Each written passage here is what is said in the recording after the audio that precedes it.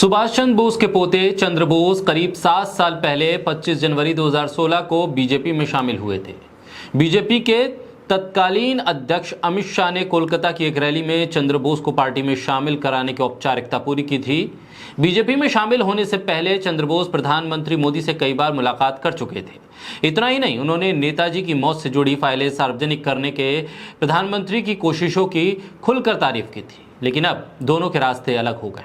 सुभाष चंद्र बोस के पौत्र चंद्र कुमार बोस ने भारतीय जनता पार्टी छोड़ते हुए ऐसी बातें कह दी हैं कि आप सुनकर हैरान हो जाएंगे। बोलता हिंदुस्तान पर मैं हूं आपके साथ मिर्जा शाकिर अली बेग। नेताजी सुभाष चंद्र बोस के पोते चंद्र बोस ने भारतीय जनता पार्टी से इस्तीफा दे दिया।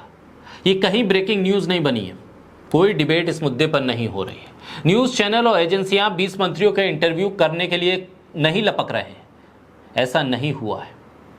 अगर यही चंद्र बोस कांग्रेस छोड़कर चले जाते या विपक्ष की किसी और पार्टी को छोड़ देते तो गोदी मीडिया कह रहा होता कि देखिए कि विपक्षी एकता में फूट हो गई है, लोग विपक्ष के साथ नहीं हैं और प्रधानमंत्री का जलवा है। अब इस इस्तीफे को क्या कहेंगे? पिछले कुछ समय से चंद्र बोस लगातार बीजेपी की नीतियों को लेकर परेशान थे, आलोचना कर रहे थे। इस्तीफा देने के कुछ देर पहले उन्होंने इंडिया बनाम भारत के मुद्दे पर भी अपनी राय रखी।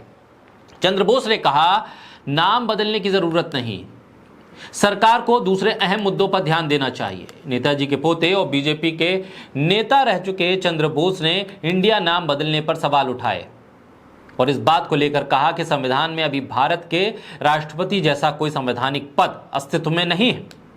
ऐसे में राष्ट्रपति मुर्मू भारत के राष्ट्रपति के तौर पर G20 के लिए निमंत्रण कैसे जारी कर सकती हैं?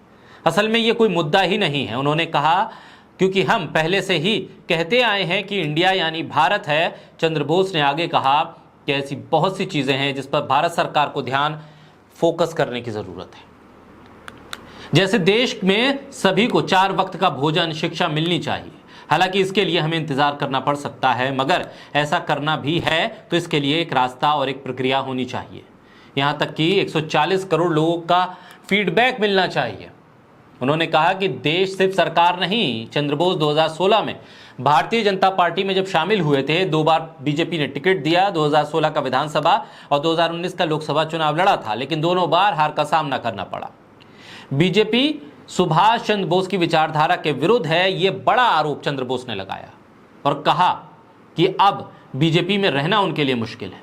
लगता यह है कि अब बड़ों के सिर से छद्म राष्ट्रवाद की खुमारी उतर रही है, माहौल बदल रहा है, लेकिन गोदी मीडिया इसे नहीं दिखाएगा, इस पर चर्चा नहीं करेगा।